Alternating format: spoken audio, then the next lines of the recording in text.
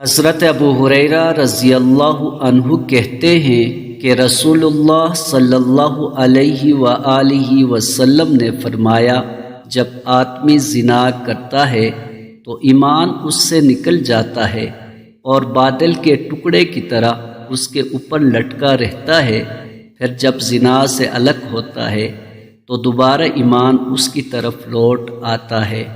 سنن ابو داؤد حدیث نمبر 4690۔ حضرت حذیفہ رضی اللہ عنہ کہتے ہیں کہ رسول اللہ صلی اللہ علیہ وآلہ وسلم نے فرمایا، ہر امت کے مجوس ہوتے ہیں، اس امت کے مجوس وہ لوگ ہیں جو تقدیر کے منکر ہیں، ان میں کوئی مر جائے تو تم اس کے جنازے میں شرکت نہ کرو، اور اگر کوئی بیمار پڑے تو اس کی عیادت نہ کرو۔ یہ دجال کی جماعت کے لوگ ہیں، اللہ ان کو دجال کے زمانے تک باقی رکھے گا۔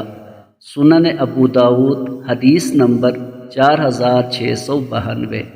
حضرت ابو ہریرہ رضی اللہ عنہ کہتے ہیں کہ رسول اللہ صلی اللہ علیہ وآلہ وسلم نے فرمایا، لوگ ایک دوسرے سے برابر سوال کرتے رہیں گے یہاں تک کہ یہ کہا جائے گا، اللہ نے تمام مخلوقات کو پیدا کیا تو اللہ کو کس نے پیدا کیا؟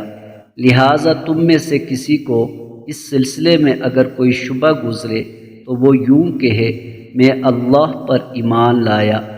سنن ابو داؤد حدیث نمبر 4721۔